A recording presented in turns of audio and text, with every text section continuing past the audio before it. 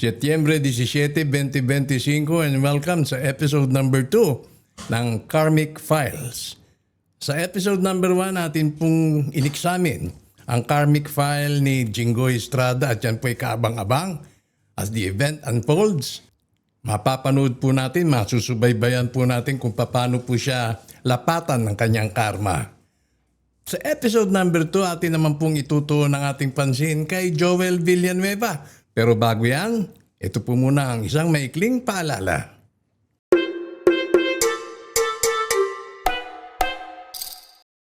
Alam nyo, habang nahuhubaran ho ng maskara itong mga political personalities natin, bigla na lang ho akong kinilabutan eh. Hindi ko inakala na masasangkot ang pangalan ni Joel Villanueva knowing fully well na ang kanyang ama na ang kanilang organisasyon, pinalaki siya sa ilalim ng isang born-again movement, ang Jesus is Lord movement. Kay Jinggoy okay lang eh, kasi tatay niya nasangkot sa plunder case, di po ba, kay Jose Pidal case. Tapos siya noong 2013, tapos ito na naman, nasa hot water na naman po si Jinggoy. Pero Joel Villanueva, aba, meron pala itong nakatago sa kanyang closet. May skeleton po pala. Dahil noong 2016, lumabas po ang kanyang pangalan sa Napolis. Siya po ay Sibak Party member o Sibak Party representative. Kaya kongresista po siya. At may kaso, inihain ang Department of Justice, ang NBI kontra sa kanya, ang Sandigan Bayan, pero hindi po yan nabibigyan pa ho talaga ng sapat na prosecution. Kaya nagtago ho pala ito. Kaya naging TESDA director. Tapos eto na ngayon, unti-unti pong sumisingaw ang mga nakatago. Unti-unti na pong nakikita na may puti ho, may puti dun sa kanyang closet. Yun pala yung kalabera.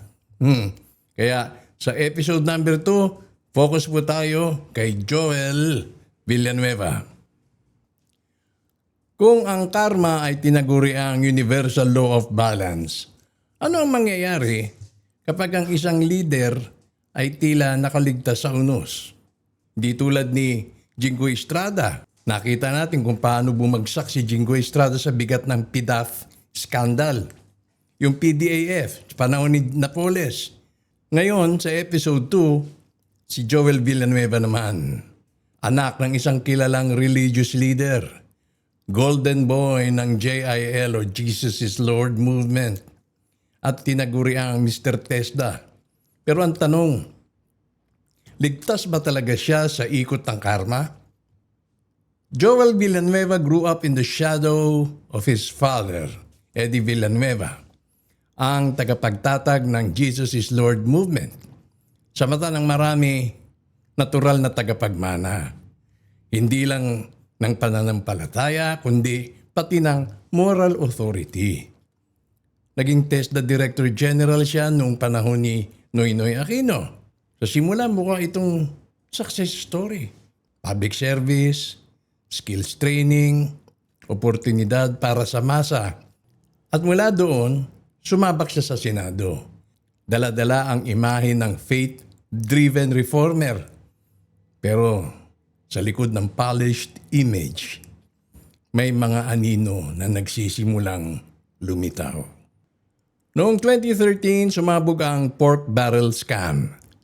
Janet Napoles, Priority Development Assistance Fund o PDAF, kickbacks. Maraming senador ang nadamay. Jinggoy Estrada, Bong Revilla, Juan Ponce Enrile.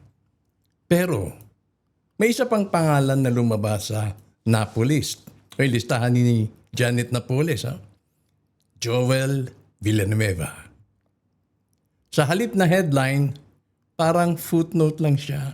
Hindi po napansin, nakatago po sa mga anino. Hindi siya nakulong. Hindi siya kinasuhan. At doon nagsimulang mabuo ang narrative na tila immune siya, na tila may proteksyon. Kanino nanggaling ang proteksyon? Yun ang tanong. Pero sa mata ng karma, walang footnote. Lahat ng pangalan ay nakarecord. At ito ang unti-unti nating aabangan. Dito, nagiging mas mabigat ang tanong. Kapag ang isang anak ng pastor ay nalagay sa parehong listahan ng mga politikong inakusahan ng pandarambong, siyempre mas mabigat ang hatol ng publiko. Dahil ang inaasahan ng tao, mas mataas ang pamantayan. Ang kontradiksyon ng pananampalataya at politika ay parang double-edged blade. Maaaring magdala ng respeto at moral credibility o maaari ding magbalik ng mas mabigat na karma kapag napatunayang taliwas ang gawa sa mga pinakakalat nilang salita. Bilang test the chief, si Joel ay naging mukha ng skills development. Pero hindi rin ligtas sa tanong. May mga ulat kasi na questionable fund use. May mga irregularidad sa training program at mga proyektong hindi natuloy. Yan ang nasa ulat. Kung ordinaryong opisyal lang siya, baka lumusot ito. Pero bilang anak ng isang kilalang religious leader, ang pananagutan ay hindi lang administratibo, kundi moral. At sa karma, ang misused opportunity para sa mahihirap ay isa sa pinakamabigat na kasalanan.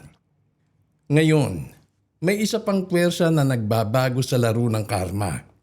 Kung dati, ang balik ng karma sa mga politiko ay dumarating sa dulo ng termino o kapag nagkakaroon ng kaso sa korte, sa panahon ng social media, iba na po ang usapan. Bakit? Dahil ang hatol ay real time. Isang viral post, isang trending hashtag, isang investigative video, at ang reputasyon ng isang leader ay guguho bago pa man makapaghain ng kaso ang ombudsman. Sa karmic lens, ito ang tinatawag nating accelerated karma. Ikaw, na gumagamit ng social media, nakakatulong ka.